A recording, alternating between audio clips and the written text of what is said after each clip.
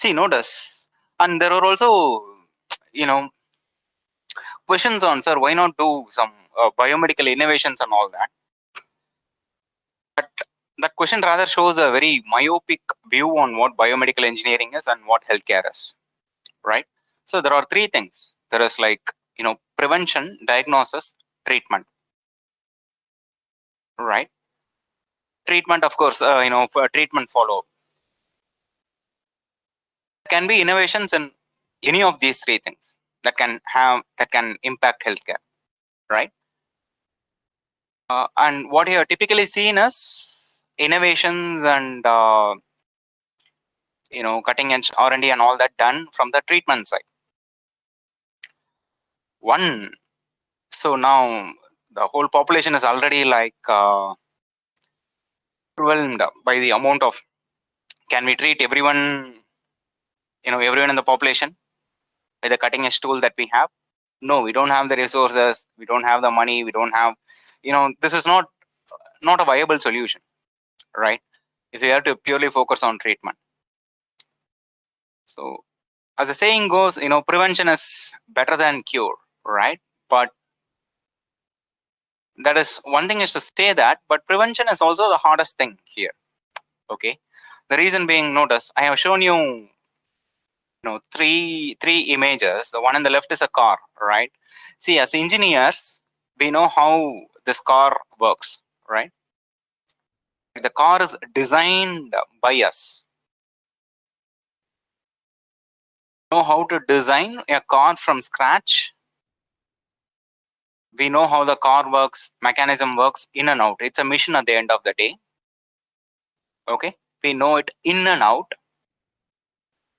Okay, and if there is a fault, we know how to diagnose that. If there is a part that breaks down, we know how to replace that part and all that, right? So typically, even some of the devices, medical devices fall into this category. There is a imaging device, CT sensor, MRI machine and all that typically fall into this category, where we will try to improve efficiency, things like that, right? This is just one aspect of science and engineering, right? Or this is just one place where innovations and technology can be advanced, right? Innovations can be made and technology can be advanced, right? So notice there is also an important aspect of engineering. So can we start analyzing the human body like the way we do some other machines like cars, aeroplanes, ships and all that? Structures, static structures, dynamic structures, algorithms, computers, whatever it is. We are very good at analyzing those. Can we do similar analysis, right? Design analysis and all that, right? With a human body. And we are quite far away from that. Because what we can, in fact, we know a lot about the human body, but still that's just a drop. Okay. See, how much ever we know about that, right? We still go by trial and errors, right? Clinical trials. Because we still acknowledge lot of uncertainties and lot of unknown factors regarding human physiology. We don't understand the system, right?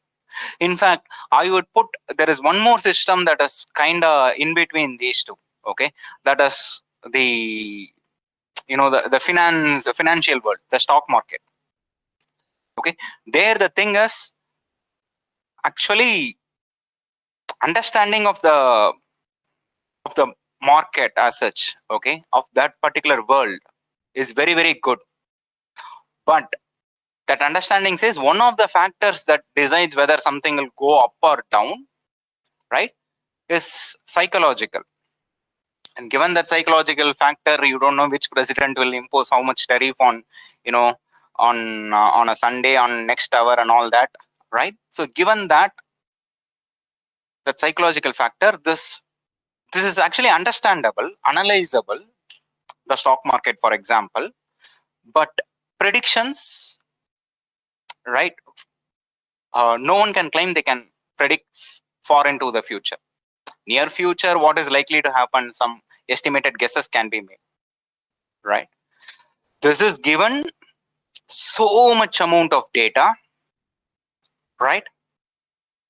About, let's say there are 5,000 stocks in the market. We have data about the 5,000 stocks. We have historical data. We know all the features. Whatever diagnosis we want to do, we have like everything at our disposal. Given that, it's very hard to predict even what the net market would do, right? Whether it's going to up or down, going to go up or down, it's very hard to predict that. Similarly, this system, to start with, the same psychological factors that make the stock market complicated make this system complicated. And a single human body is as complex as a stock market, right? We don't have sufficient data. In the population level, we have some data, but at an individual level, we don't have such data. Even all this billionaires, Brian Johnson and all that, right? They are only like touching the tip of the iceberg, right? They don't have sufficient money, resources, even technology to actually get as much data from this body. So there isn't a lot of data available. There is a lot of unknown things in physiology and pathology that makes it even a single person's health, predicting, prognosing what would happen to a single person, really, really, really hard. What you can make is some empirical studies and show on a statistical level for a population, that is in a population of 1,000, for the majority this is beneficial, right? That's what we can say. For a given individual person, no one knows what to do, right? So in fact, trying to wear engineering hat and science hat is one of the toughest things to do. Okay, you can excel in any of these three things, but even to start answering some basic questions to make some reasonable predictions with the human body is relatively very hard. Which is why we know we go back to clinical trials, right? But that doesn't mean that we cannot understand this. There is still this body is governed by a lot of physics, chemistry, okay, some amount of biology, and then some amount of psychology, right? Neuroscience. We do understand it, at least like we have started understanding this. The question is, can we start, can we use that understanding towards improving healthcare, right? That is a question, and that's a very hard question. And part of the reason we do this, the Thursday sessions, is to actually address that. Okay. This is, if you ask me, is this at the cutting edge of R&D? Yes. This is, things are not known. Is this useful to do? Yes. Right? At least for you. And then can it potentially, in fact, prevention can have the most, any breakthroughs in prevention likely to have the most and best positive impact on healthcare, okay, which is currently missing, okay, which is why we do this. And let's get started with this. I am going to, in fact, look at one particular villain for the day, right? So in fact, I wanted to show a video. There is a video in YouTube called, the horribly slow murderer with the extremely inefficient weapon. Okay, I think this is the director, Richard Gale. So does anyone know what that inefficient weapon is? It's sort of a dark comedy, okay? It's an imaginative thing. Does anyone, just from the title of it, can anyone guess what the inefficient weapon is? Title, and there seems to be some thumbnail of that.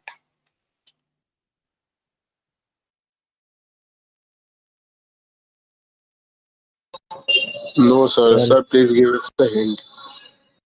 That is somewhere, the hint is there in the thumbnail. One person have a spoon and I think tapping them. Yeah. So this person will be followed by another person, okay, wearing a black and white makeup. He will be carrying the spoon and he will be tapping this person. he'll be tapping him to death. Okay, that's a horribly slow murderer with an extremely inefficient weapon, which is the spoon. Okay, each tap is like, keeps on like, each tap is nothing, right? It's kind of ridiculous. But if you look at this 10-minute video, it kind of like, of course, exaggerate things out of proportions, hyperbolic. But this person dies at the end of it, okay? And it was kind of gory, which is why I didn't want to show it for our class. So I thought it was not, the viewer discretion was required, and so I didn't show it. But most of you are adults. If you want to go see, you can go see this. Okay. The spoon kind of reminds me of the villain that we are going to discuss today. Okay. Hey, how can a spoon, right, be a weapon? How can this murderer be using the spoon? Just taps, right? Tap, tap, tap, tap, tap. But the person keeps on tapping, then it goes out of control at some point, right? In fact, there were very strong analogies between what would happen if you just keep on tapping. Your response to, this person's response to tapping, and actually what typically happens in the human body. Many of the things that go wrong actually starts going wrong with this person. Okay, the analogy was very, very strong. So the villain for our discussion today is systemic chronic inflammation, right? It's not the spoon, but it's systemic chronic inflammation. There's minor pestering that is going on in the back burner, but that keeps on going on, right? That leads to really, really, really dire consequences. In fact, let's again, I want to have science-based, data-based conversations. So I have a chart, okay? This is from Global Burden of Disease, okay? Database is from 2017. There is like a serpent-like pattern over here. Notice the x-axis is number of deaths. So 0 at the center, and then we have roughly 3 million at one end. So this is number of deaths, male deaths, in the right hand side. In the left hand side, we have again 0 to 3 million, the female deaths, right? The y-axis corresponds to time. Initially, the time is in years. Sorry, this is in days. So roughly till a child, a kid is, new baby is about 1 year of age, and then from, the time is in terms of years, right? 1 to 4, 5 to 9, then we go till greater than 95. Okay. So this is 0 to 6. Let's look at some of the nutritional deficiencies, right? Dehydration, nutritional deficiencies. This is a really, really, really vulnerable period, newborn baby. Of course, the diseases there, the diseases are color coded. We have the red diseases, this is nutritional deficiencies. Then maternal neonatal disorders, infectious diseases. The kid is really, really vulnerable. But the moment the kid grows up, there is a very drastic pattern. Let's look at, from starting from 9, okay, 5 to 9. What does the shape of this curve signify?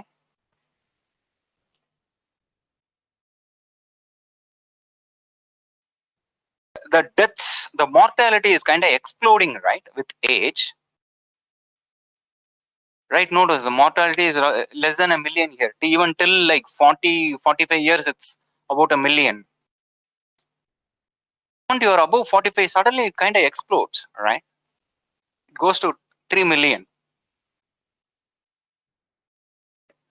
And then, of course, there isn't any more people to kill. So this is like, many people don't cross this barrier of old age, which is typically, let's say 80, 75, 80, depending on, the location, geography, economics, and all that, which we discussed last week, right? So many people don't cross this barrier. So we have like, the numbers or lesser. Things are not improving, just that many people don't cross this barrier. And so what are the major causes of death here? Either male or female, doesn't matter. Can you look at the colors? Colors corresponds to diseases. What do you notice are some of the major causes of death. One is with age, things are, all of these are age related diseases, right? And what are those major causes? Is this readable? You want me to zoom this? Cardiovascular. Okay, let's look at, make a note of couple of colors. Okay, let's just I'm sorry.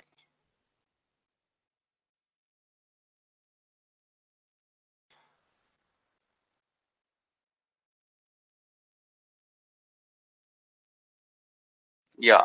Okay. At least know remember a couple of colors that contribute a huge share here. I would say this teal right, color thing, light blue, whatever you want to call it, teal, right, that this chunks. Let's see what those diseases correspond to. Okay, in the male and female, roughly almost the same diseases. The blue one, light blue, this one, what are those diseases corresponds to? Cardiovascular disease. Yeah, someone said it. Cardiovascular. Let's look at all the shades of blue. Okay, there are 4 shades of blue here. Digestive diseases. Okay, that's a minor chunk, relatively minor chunk. Chronic respiratory disorders. Okay, this is roughly few 100,000, right? Fractions of a million, right? So that's how much. That's how big that is. Cardiovascular diseases, that's a million, right? Roughly an order is about a million. That's too high. And then we have neoplasms, cancers, which again are very high.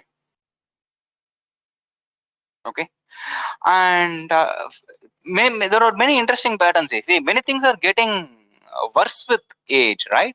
So this digestive disorders, at least relatively, it's growing bigger in size as one grows older. Okay, this is with age related problem, digestive disorder. Neurological disorders, again with age things are getting really worse. Parkinson's, dementia, Alzheimer's and all that. Mental disorders, substance use disorders. With age things are, at least relative to it, at a younger age things are relatively growing bigger. After 85 years it gets smaller because number of people there is lesser, right? But generally all these are getting worse with age. Okay, majority of these diseases, even if the cause is not inflammation makes these diseases really worse. Increases mortality, number of deaths per unit time. Okay, or morbidity associated complications. So inflammation, chronic inflammation typically makes most of this age related diseases worse. Important point number 1. Okay, point number 2, past decade or so we are starting to realize, hey, some of these are also causes for these major disorders. Making it worse, it's a huge risk factor, not just correlated with that, it's also causally, it's causing some of these diseases. We are starting to learn. So in fact, there was a nice summary in the paper that I shared. So in the left hand side, we have typical systemic chronic inflammatory factors. You say stress, stress, mechanical stress is force per unit area. What is stress? But the body can be stressed, can be challenged in many ways, right? Many of those ways are shown in the left. These factors shown in the left correspond to or lead to inflammation in the body, sustained inflammation in the body, that is chronic inflammation, that systematically affects the body, that affects all parts of the body, systemic chronic inflammation.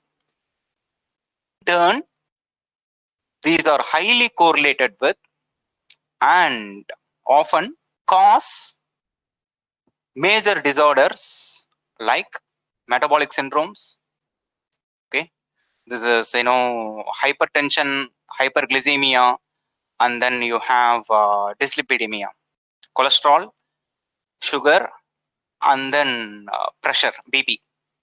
Type 2 diabetes, NAFLD, your liver starts getting affected, right?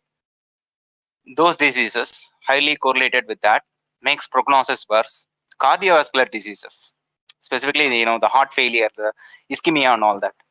Heart's efficiency decreases, heart starts failing chronically, not all of a sudden heart attack, but hey, it's supposed to pump 5.5 liters per minute. It's not pumping that much, right? It's getting tired pumping that. Cancer, uncontrolled growth. Interestingly, notice cancer. Hey, cancer is inflammatory, right? These are cells going berserk, and some of the immune cells which are supposed to stop them are unable to stop them or not working properly, right? Depression, also mental disorders, is related to chronic stress. Okay, autoimmune diseases, typical autoimmune diseases. Notice rheumatoid arthritis, right? The joint inflammation and all that. In fact, sarcopenia, osteoporosis, joint knee pain, joint pain, joint stiffness, right? That is a standard example. The sarcopenia, typically, people lose muscle mass, right, as they age. Then bone density as they age. That's sarcopenia, osteoporosis, neurodegenerative diseases. This most of you know, right? Alzheimer's, Parkinson's, dementia, and all that. Then you have immunosenescence. This is typically older people get,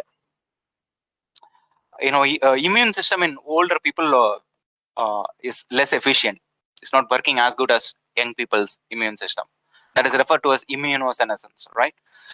So systemic chronic inflammation is strongly correlated with most of this major disorders of our time. Okay, that is one thing, and makes more, at least worsens many of these disorders. Point number 2. And in fact, the way this connects with the discussion that we had last year, there are economic, socio-economic factors affecting healthcare, right? Someone is working overtime in a poor, low quality work and all that, low paid work and all that. Wage worker. Think of a delivery boy, right? He is like he's one of these people are one of the most affected by pollution, right? Xenobiotics, things, how many pollutants get into their body while delivering food, right? And sleep. Again, someone's economic condition is associated with that, or doing overtime and all that. But in general, disturbed sleep is a huge stress to the human body that results in inflammation, isolation, and chronic stress. Stress typically is seen as, the mental stress. That is what is referred to as chronic stress here. Then people are isolated. They don't have a good social life. They don't have pets, right? That kind of puts them, the additionally stresses them. And again, this is strongly correlated with socioeconomic factors. Diet, again, strongly correlated with socioeconomic factors. And diet is often correlated with how good your, microbiome is. Microbiome in the skin, lung, and the gut, GI tract. Often your gut microbiome quality gets really worse if your food, sleep quality is bad, if your food quality is bad, and all that, right? Then obesity, physical inactivity, then also chronic infections. The classical case here is HIV, right? The effect of the virus that causes to the body, right? Systemic effects. And then some of these, in fact, many of these, the reason to have this conversation is, hey, many of these factors cause systemic chronic inflammation and they worsen these major disorders. So if you put a brake on systemic chronic inflammation, there is a connecting gear between these two sides, right? How do you put a brake to this systemic chronic inflammation? By actually changing some of these things. And notice most of the factors here, physical inactivity, obesity, diet, okay, sleep to some extent, or lifestyle disorders, lifestyle factors. That if an individual wants to intervene, they have the power to intervene. Whether they execute it, right, make use of it, is a different story.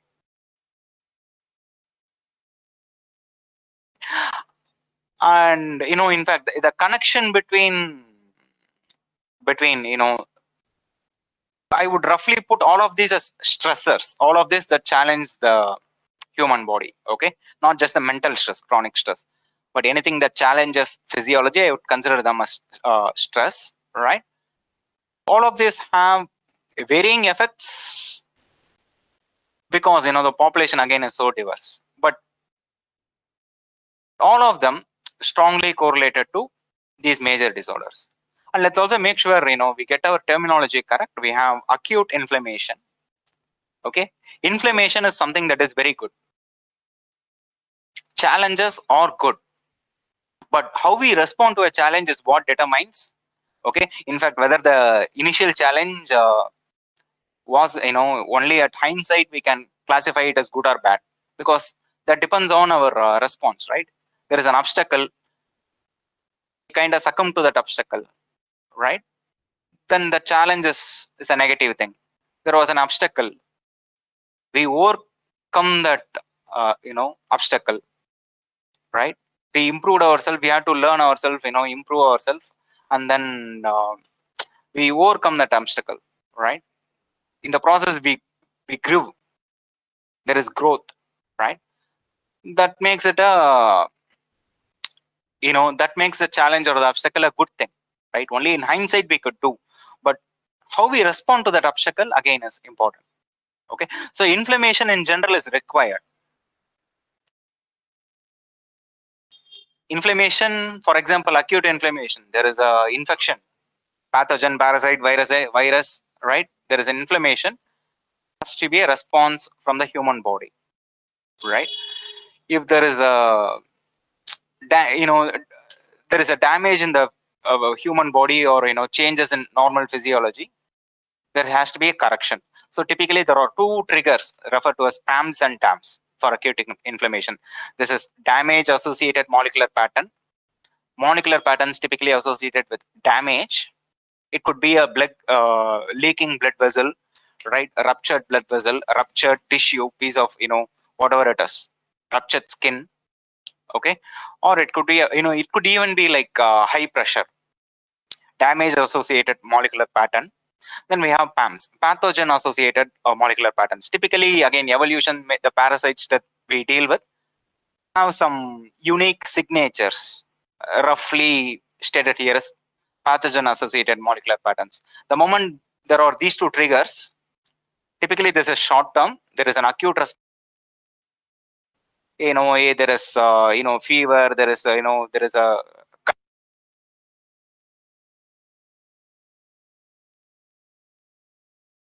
and all that. The trigger is also removed in the process. There is healing, there is a temporary makeshift response. The trigger is removed, followed up by healing. Okay, let's say there is a stitch up work, followed up by tissue repair, long term normalization.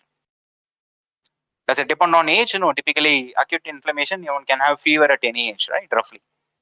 What happens during acute inflammation? What are the ways we can notice that in a lab, right?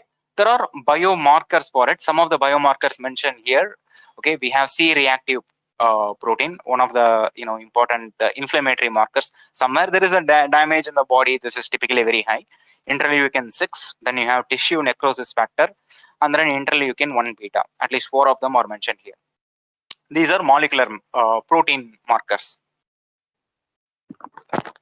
This is what happens in acute inflammation. Let's see what happens in chronic inflammation. Typically, there is no pathogen except for this infection-related chronic inflammation. Typically, there is a damage. There is an abnormal pattern, sustained abnormal pattern. Can be a physical cut. it could also be a chemical abnormality. A particular region is getting low levels of oxygen supply. That is also an abnormality in a sense that will eventually be associated with the damage associated molecular pattern. Levels of oxygen, ischemia, if that happens in the heart, right, that is like chronic heart failure, eventually leads to heart attack. Okay. And there is too much carbon dioxide, for example, again, that could be a damage associated. There is a damp associated with that.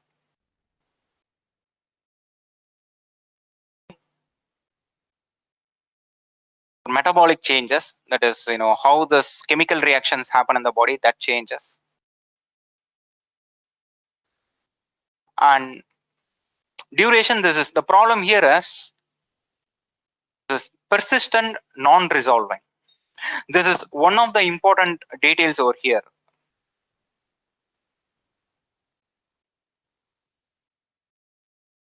Okay. Rest, the lack of it can easily make or break a system.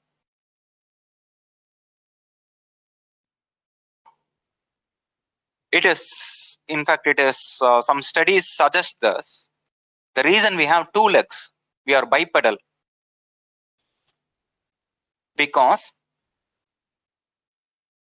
right, sustained load on one leg, let's say 1 or 2. First of all, it's somewhat unstable, but sustained load on one leg, the legs cannot handle that. At least when one foot is bearing the weight, the other foot is resting. Right, walking involves alternate footing, right? So even while walking, one foot gets a momentary rest. If we look at actually any system in the body that is working physiologically, typically there is this rest element. Heart, for example, it's not a DC pump. It's not a continuous pump. Heart is a AC pump. It gets a momentary rest. Continuously beating. They say, I mean, from birth to death, it's beating, but in each beat, it gets a rest. If that rest is not there, system typically, gets unphysiological. Logical. Brains keep on getting momentary rest. The entire body gets every day there is a rest, right? Without sleep, typically there is thing. So notice, one of the common features is rest present in normal system. The moment you cannot avoid a problematic situation, right? It's there, always there. There is no recourse, right? There is no refuge. You cannot take refuge anywhere. There is no abode, and no place to go, no time to hide, right? That's really bad. And in that scenario, even something like small amount of abnormality, damage pattern, but it's persistent and non-resolving, that seems to eventually lead to complications. Like a very, very simple spoon, but person keeps on tapping it, right? Things get out of control over the long term.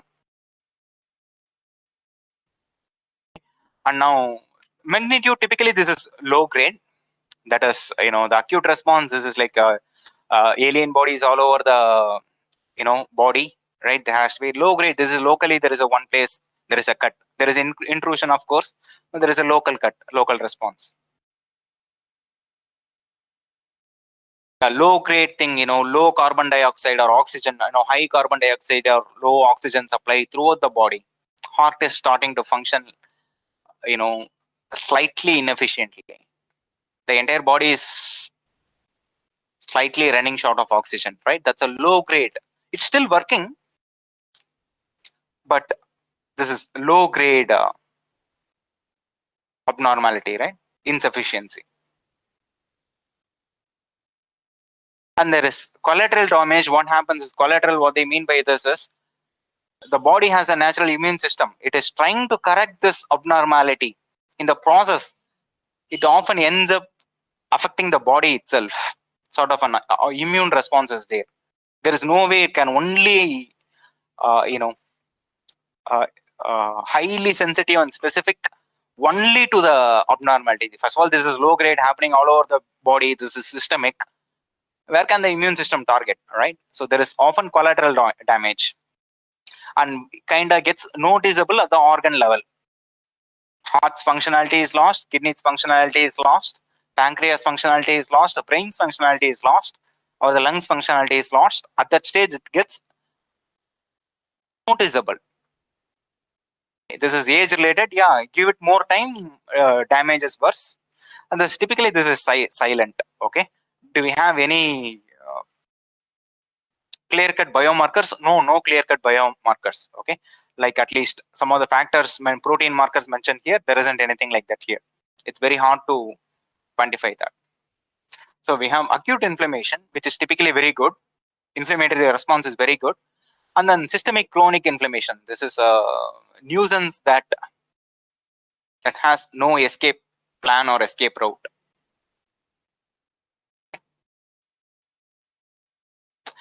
And which also brings us to this important question: what is the evidence? The paper spends a lot of time. All this discussion is from this Furman et al.'s paper, right? Systemic chronic inflammation and the etiology of disease over a lifespan. See, notice the evidence kind of varies for many of these factors mentioned over here. Okay, the population, there is a variation, diversity in the population, and also the effect is also kind of varies, but often many cases there is strong evidence. One of the evidences being, hey, typically some of these inflammatory markers, inflammation is highly correlated with increased levels of CRP and all that. Typically, if these markers are very high, prognosis for, let's say, cardiovascular diseases is very high. So now, if I specifically target these biomarkers, I'll bring down the levels of tissue necrosis factor with a drug. I'll bring down the level of CRP with a drug. Does it improve the prognosis of cardiovascular disorders? Yes. This has been done in randomized clinical trials. So there is very strong evidence. Okay, this is somewhat causal. This is somewhat two-way. It increases. Also, if you decrease it, the prognosis also gets better. So that's a two-way evidence that we have. And of course, it kind of varies with the factor. Okay, but there is strong evidence. And another interesting aspect about the paper that I said is the systemic chronic inflammation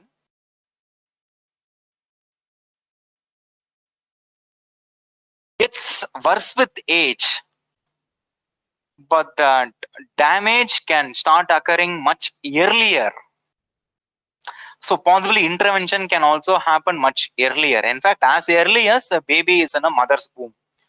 For example, this is very, very well known, right? If a mother is, of course, smoking, that will drastically affect the baby, right? But if the mother is not sleeping well, the diet is not good, mother is kind of chronically mentally stressed, mother doesn't have a good social life, right? Mother is obese, mother's diet is not good, all of that kind of start having a genetic level effect on the baby and kind of become a acquired, hereditary genetic risk factor for the baby. So what is the lifespan? It actually can affect any time during a human's lifetime, starting from a baby, in fact, from a womb fetus till as we age. Okay, what do we know? The chronic condition, the onset can be like really, really early, and often again, I like mythology analogies because many of these things have very good analogies. This is roughly like the 5 stones that Thanos is gathering, right? When the 5 stones is actually there, it gets very, it's really, really bad. But in fact, a better analogy is this the hydra, right? If you cut the head of the hydra, right, kind of becomes 2 heads and things like that. If you cut the 2 heads, it becomes like a 4 heads and all that. So someone's social life is not good. Often their diet is not good. Then their stomach doesn't, GI tract is not good. They often get obese. They also have physical inactivity and all that. So one factor kind of like piggybacks and makes other factors worse, right? So there is also strong correlation between these factors. So the onset is often hard to say, but let's say there is somewhat of an onset over here. Typically what happens mechanistically, if you look at a cell, this can be looked at the human body level, tissue level, cell level, right, protein level and all that. If you roughly look at the cell level, the x-axis you have the time age, right? Cells are typically in a pro-inflammatory environment. There is always some kind of bickering going on. The neighbors, the moment you have a permanent house and there is a neighbor, quarrelsome neighbor, that's a really bad situation to be in. That's how cells kind of feel if they are in a pro-inflammatory environment. There is always some kind of trouble going on, right? And the trouble is only like snowballing over time.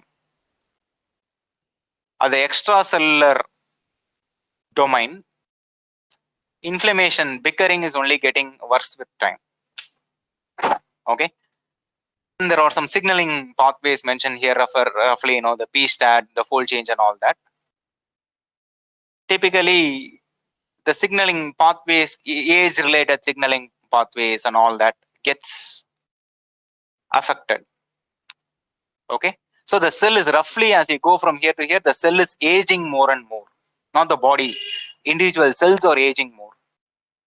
As the cells are aging, their functionality is kind of lost. So intracellular, there is typically aging increases. All of these are shown to be roughly linear, but typically, the trend, the aging is increasing. Functionality is decreasing at a cell level. The effect of this is happening at the cell level. At the body level, the immune system is weaker. Physiology is getting more towards a pathology side, right? Physiology is getting inefficient. It's moving towards pathology side. Again, that is shown by a downward trend. Effect of that, say for example, there is like the heart gets really bad, right? There is unhealthy cardiovascular aging. Things get worse and worse with age. So again, roughly schematically, this is what is happening systemically, inside of the cell, outside of the cell, and then in turn how each cell is affected, where there is happiness. In fact, there is this nice quote, right? Where there is righteousness in the mind, there is peace, and then where there is there is the. In fact, it goes something like that. Okay, I'll have to slightly paraphrase, but where there is righteousness in the heart, there is peace in the mind. Okay, where there is peace in the mind, there is harmony in the home. Where there is harmony in the home, there is happiness in the nation. Things like that, right? In the same way, if a cell is kind of not harmonious, okay, and typically the most cells are not harmonious, obviously there is a body level effect.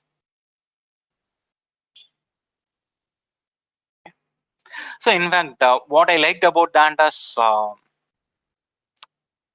it starts with righteousness in the heart, okay, fine, and then peace in the mind, right? These are two factors that we can easily intervene with. Forget righteousness. Even righteousness, often crimes are done in the name of righteousness, but at least peace, a peaceful mind and a harmonious home, right, or a minimal human rights, right, bare minimal requirement. Okay, so now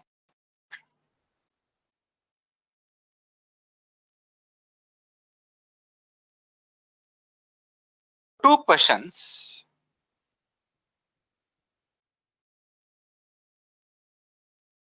Two questions for everyone in the meeting. Okay, this is good to know. And again, I always choose something where action is possible. That is not just from a theoretical standpoint, but we can do something actionable. If we are aware of this, if with this knowledge, there is something, we can make some informed decisions. Okay. So notice, one of the problems is persistent, non-resolving thing is a huge problem.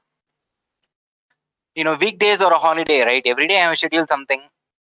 So many of them are like fun, relaxation and all that, but even relaxation needs a relaxation, right? Which is why there is a Wednesdays or holidays, right?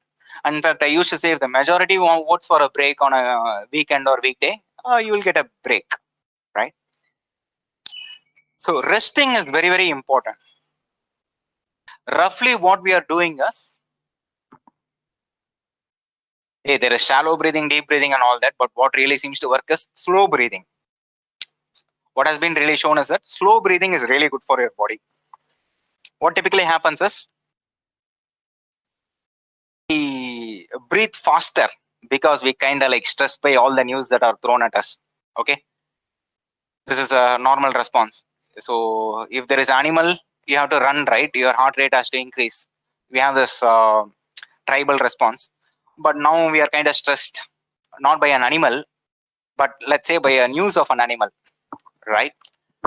News of an animal, news of an exam, news of a there is a president changing tariffs and also whatever there is a news, you get stressed, heart rate temporarily increases. But this news is persistent, right? That's why it's called news, right? There is always some news, some information thrown at you. Okay, there is always this minor low grade damage happening in your body. When that is always present, your brain seems to think, hey, that is the new normal. So I'm going to change the default breathing rate slightly faster, roughly 15 breaths per minute. Okay, your brain makes the change. Hey, this is the new normal. This is what the body wants. I'm going to give it. So the auto mode will be like now 15 hertz per minute. But now you intervene to do two things. Every now and then show the brain that, hey, pleasantness is possible, better physiology is possible, more efficient physiology is possible by deliberately slowing down your breath. But regularly, even for 5 minutes a day, you do it regularly, your brain kind of catches note of it, makes a note of it. Okay, some of those mechanisms are all not clearly known, but roughly your brain is like, hey, there seems to be a better option. So why don't we start lowering the new normal? That is, why don't we start lowering the breath rate towards 8 hertz per minute or something? Towards 8 hertz. Okay, 8 breaths per minute or something like that. Not 8 hertz, 8 breaths per minute. Start doing that, automatically the entire physiology gets better. But for that to happen, you need to show your body and brain that a better physiological state is present, possible. It is something that seems to happen if you do regular breathing exercises. There are many other things, right? Which is the objective of this, but that is at least one thing that seems to be happening. So the default mode, what is normal decided by your brain, autonomic nervous system, seems to be influenced by, if you just show it, there is a better solution, it seems to opt for it. But you need to show it. Okay, that is one thing. And the reason we do relaxation, having a break is fun, then we can also actually relax. And this has been shown to work very, very well. That is why I have this Saturday session. So, rest is very important, which is why I put it in the course schedule, weekly schedule. And the good news is, hey, if you want to now, if you are not, so many of you are not available during that time, I have recorded one session. I have made the guided relaxation session video available for those who are in the class. So anytime you want to do it, you can do it. In fact, I tried it sometime before the class. Okay. I don't know. Actually, uh, I have been doing some form of relaxation, so I can, the effects are clearly, apparently discernible in my case. But with regularity, the effect seems to be very good. Okay. So even if you're not available on for some reason on Saturday evening, if you're not able to make yourself available, I have made a recorded video available. One video suffices, right? I have made it available. This is there in the physiological engineering playlist. You can go find it. So rest is important, and also showing your brain that a better future, a better possibility exists. It seems to learn from that, but you need to do that work of showing it. The point of at least the breathing exercise, at least the starting point of breathing exercise. There are hundreds of other factors that are going on. Okay, but at a bare minimum, you need to show your brain and the body that something better is possible. At least for 5 minutes a day, or at least 30 minutes every week. Right? Your body seems to learn. It doesn't, it acknowledges this is better and starts changing the new normal, default normal, which is like taking this.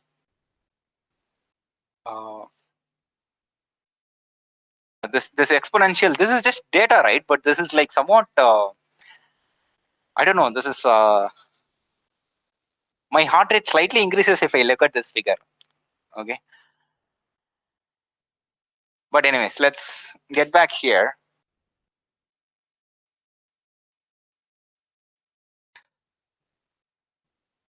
A few minutes. Hey, this is actually only like 20 years. We are actually starting to make a very strong connection between systemic chronic inflammation and all these major disorders. How we intervene with the lifestyle, this is well recognized. Okay, what is good for your body and all that is very well recognized. Okay, so that is one thing, but how it actually has an effect, that is not very well known. Okay, again, the body physiology is really, really complex. Okay, that is one reason. But let's say here they have looked at protein markers, right? But that's not the only way to look at it, sir. We don't have a lab. What do we do about it? One of the things is notice one of the body level markers, this thing called heart rate variability.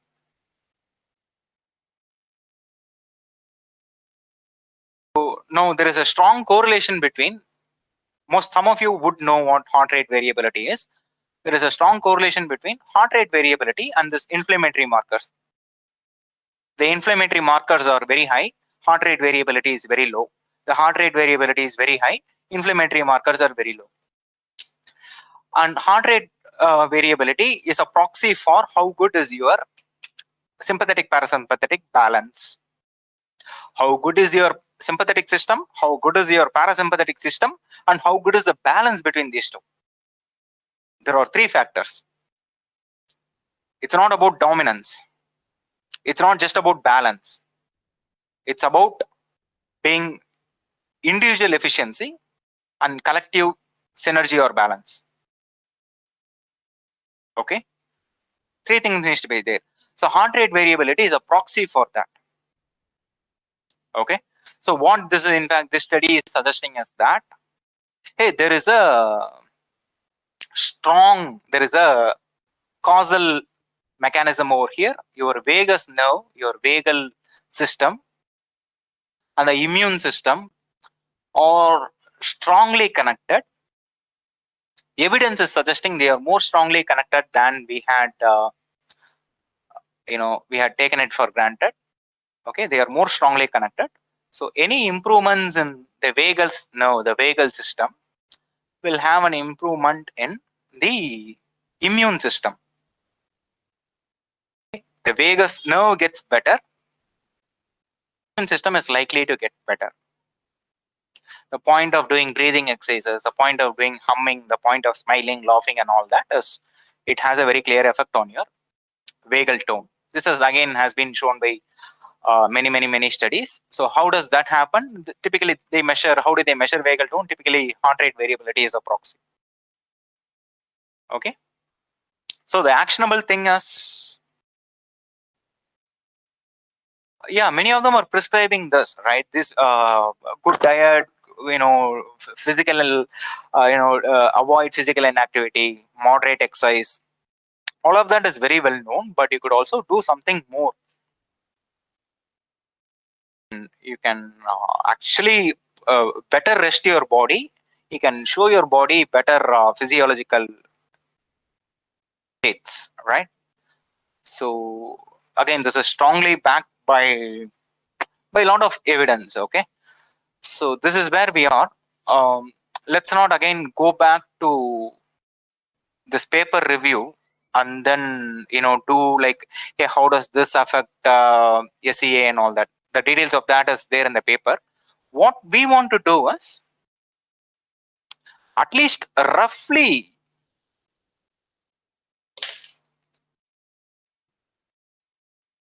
what we want to do is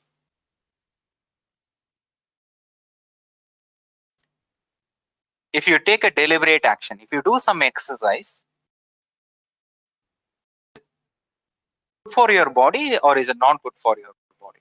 We want to make a call, right? In fact, we can just focus on respiration. Should inhalation be long or exhalation be longer? Can we make, at least, we don't want to quantify it, but at least can we predict the trend? I told you, slower breathing rates, typically slower, not slow, too slow. Slower breathing rates are good, right? Okay, but even at a given slow breathing rate, how should inhalation be? How should exhalation be? And what is this pseudoscientific thing of, inhaling through the left nostril, exhaling through the right nostril, right? Is there any underlying mechanism there, right? And systemic, what is this systemic thing? What is this brain gut axis? What is this hypothalamus pituitary adrenal axis, HPA axis, brain gut axis? In fact, even starting with what is this sympathetic parasympathetic balance, what is this vagal tone, what is this respiratory sinus arrhythmia, right? We want to start making, first of all, we want to sharpen our vocabulary. So in fact, I think this is time to get started. Let's get started with heart rate variability. Okay, what is heart rate variability? Again, most of you are kind of aware of it, but let's make sure we understand that term. Okay, heart rate variability and vagal tone. And then we'll be spending a lot of weeks fine-tuning the vocabulary. Once we have a sound vocabulary, then we'll see a simple action that we do, what kind of effect should it have on the physiology. That's a very, very hard thing. But we'll try to attend, at least the trend-wise, it is good for the body, right? So at least some kind of basic trends we should be able to do. Let me tell you, this is a very, very, very hard thing. This is kind of harder than predicting what would happen to the stock markets, but this is a very hard thing. But we have to start making a call. I think we can make at least calls compared to a lay person. That is for sure. Okay. In fact, we can start making calls better than biomedical engineers. We can start making calls better than most doctors. Okay, who don't have the time to actually do all these things, right? They have this clinical duty, so they don't have the time to do this. So that is the plan. Okay, let me stop here. Are there any questions, comments quickly? I'll take a couple of questions, comments. At least, Sir, I have to read this again. yeah, you could read this again. Yeah, you could. I gave you a summary. You could go read it. Okay, but the crux kind of I already showed you. Notice, remember, last week I showed you which of these disorders are related to inflammation. Hardly anyone picked perhaps one or two diseases you picked. Right now, I last week I told you all these disorders are in fact related. Right, That should have been a surprise. But now it's not a surprise anymore, but this is sort of acknowledgement, right? You are aware of it. Hey, these are related. Okay. You don't have to go spend additional time reading the paper unless you are curious. But typically, whatever you need to learn, I'll at least we'll discuss that in the Thursday class. The crux of it, I have already discussed. If you have been like following vocabulary, like you can catch up with the vocabulary, and you have been like following whatever I am saying. Right now, that is good enough. Okay, so Yes. unless you are specifically interested, any additional time spent would start getting too much. Okay? So 1 hour, I will at least get you the crux. Again, basic vocabulary, whatever you need. For example, heart rate variability. Some of you know, but most of you may not know. So basic vocabulary, I will introduce it, show it, and all that. Okay. Okay. Anyone else? Anything?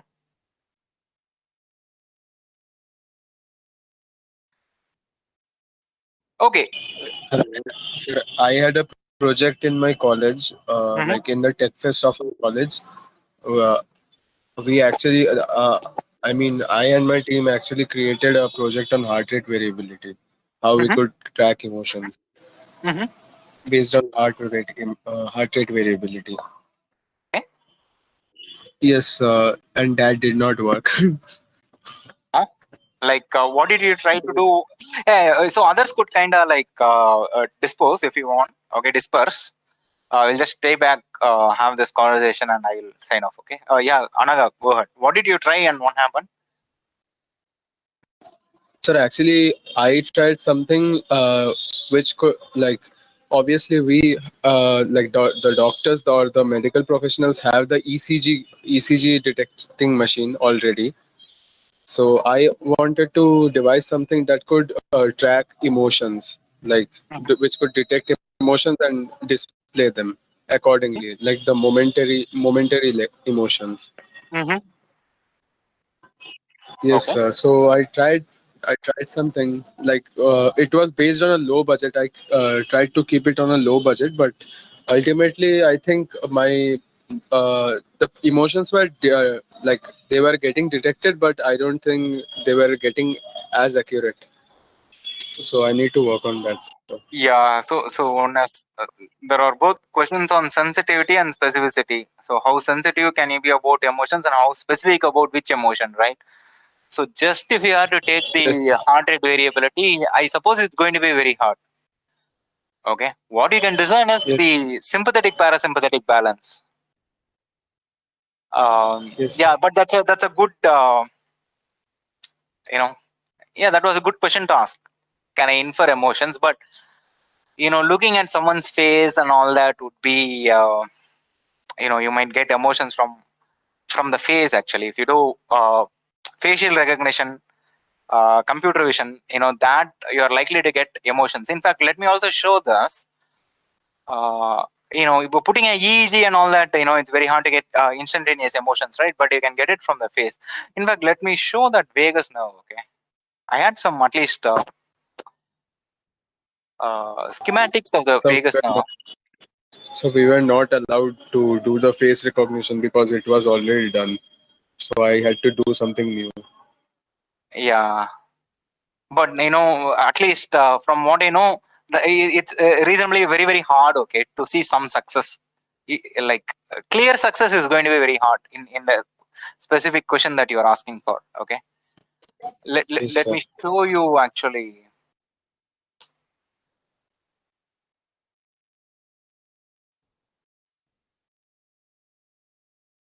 There was a very nice picture. Let me say schematic, okay, of the vagus nerve.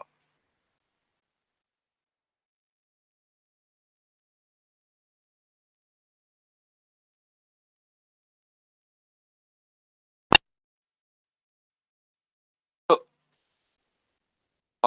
yeah, this is the nerve that is coming from your connected to the lower stem of the brain that is coming out. This is connected to all the mouth and all that over here, the carotid the arteries of the neck and all that. Notice the heart, lungs, GI tract, all of this is connected. Okay. Yes, sir. So in fact, this is not clearly seen here.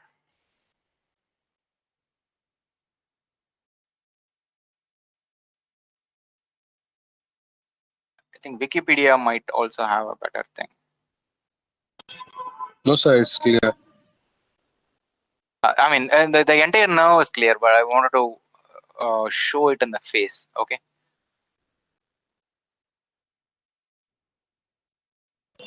Sir, I had a question. Mm-hmm.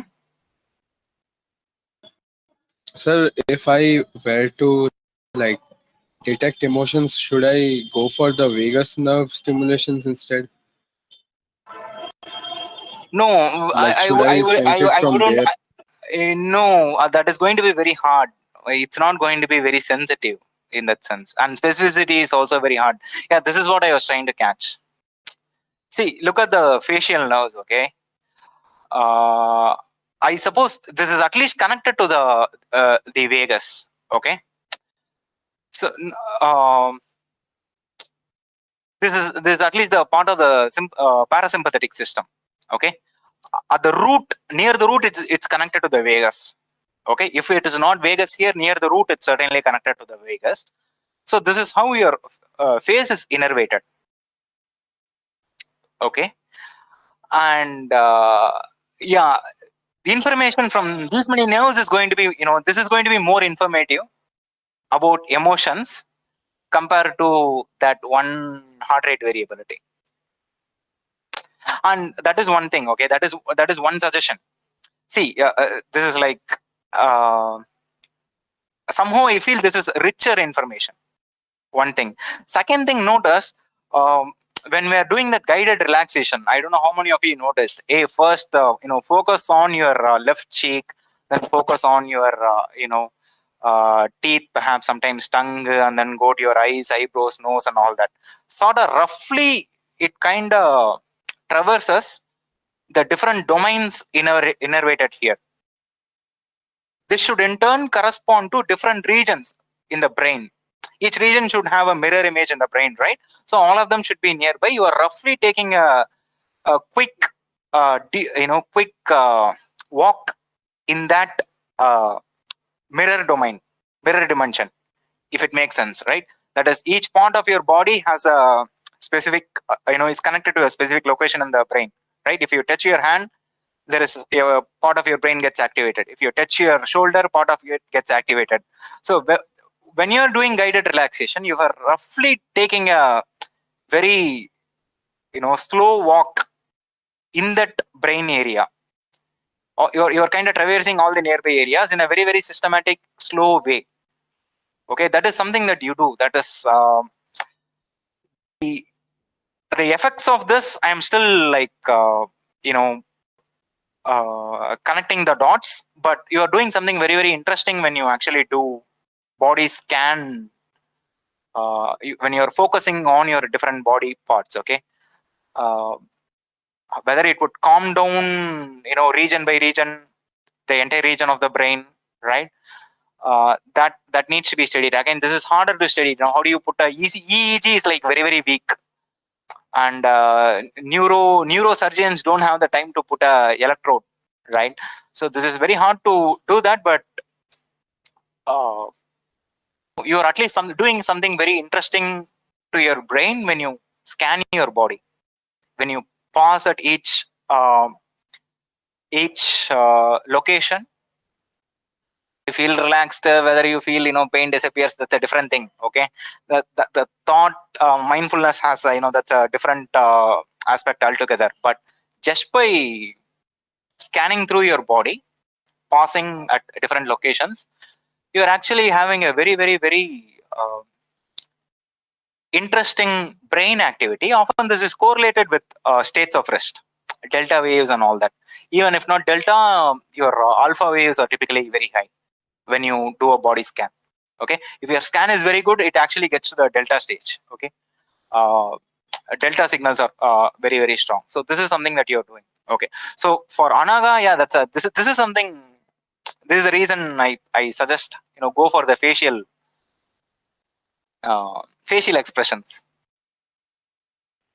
likely to have more information. Sir, is this subject in microwave sensing and imaging like that? So, microwave sensing.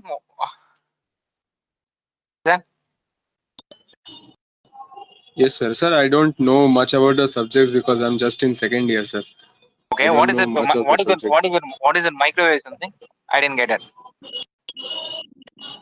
Sir, there is a subject, right, that sensing and waves.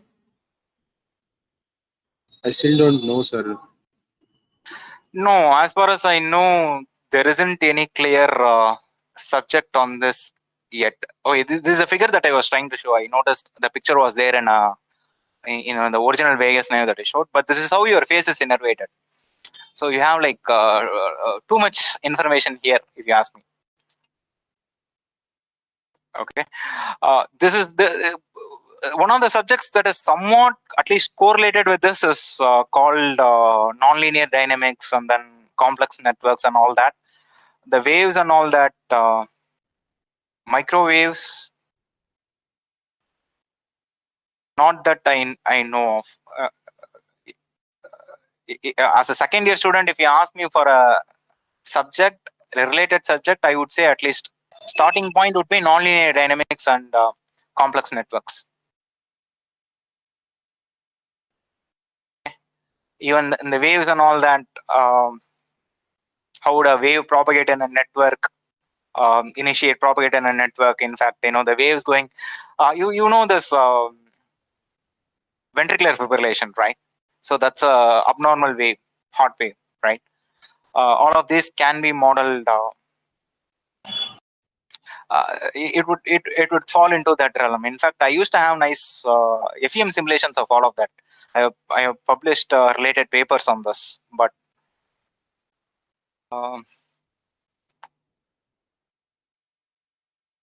yeah, that's the starting point. That's where I would start looking at things. Okay.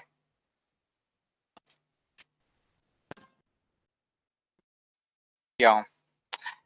Yeah. In fact, see. Yes, sir. Hey, see, I know some hardcore engineering skills. There is something called finite element modeling and all that.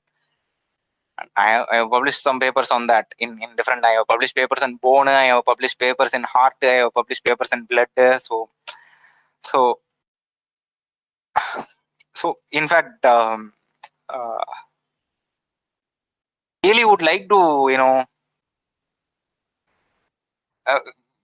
professors in IITs cannot teach you what I know. Some of this modeling and finite element simulations and all, both modeling and finite element simulations, because I have done some. You could count the number of people who could do that kind of work. But having done that, is actually the reason I don't discuss those things, right, in our extracurricular days, right, is because one cannot simply take an action. They are not actionable things. One can satisfy one's curiosity. From a treatment side, one can come up with more fancy and costlier devices and treatments. But whether that would have a impact, whether it has a potential to have an impact in the healthcare, if you ask me, no. In fact, the reason I do this, knowing all that, when I spend time with you outside of GATE, the reason to pick these topics is because you can start improving your own health just by knowing this. Okay, so given time, I would like to show you spiral waves, origination of spiral waves. I have done one evening I sat down and I actually wrote code for a couple of papers. Okay, spiral wave simulations and all that. I can show that to you in one evening, but I don't feel that that time is worth spending. Okay, but if you're curious, yeah, go explore, and you should also find the right. You should be careful. The places where you get to. If you want to sustain your curiosity, there aren't many places where you can go and sustain. Okay, so yeah, get curious, and if you can start getting productive, do something about it when you are in UG, that would be very good. Okay, starting step, Yes, sir. Yes, sir. do one paper study a week. One good paper, take a good paper, one seminal paper, good paper. If you want paper suggestions, I can tell you. Okay, I can give better suggestions compared to ChatGPT or Google Scholar. Okay, yeah, do one paper every week, or at least when you start out every month. Study one paper, understand one paper, even if you cannot implement, and then keep on doing it. And the moment you find the right guide or mentor, then that can snowball and into publications, which is a proxy for productivity and all that. Okay, that can happen. Okay, great, that is good. So now we'll get into the realm of bioinstrumentation, heart rate variability, and then that 1 week, and then respiratory sinus arrhythmia, that 1 more week. Okay, and many of the things that I wanted to say about breathing exercises, about relaxation, I kind of mentioned them today. Okay, but we'll start looking them more carefully and deeper in upcoming weeks. Okay, it's kind of overtime. Let's stop here. Have a good one. I'll see you again tomorrow. Okay, have a good one. Take care. Bye. Thank you, sir.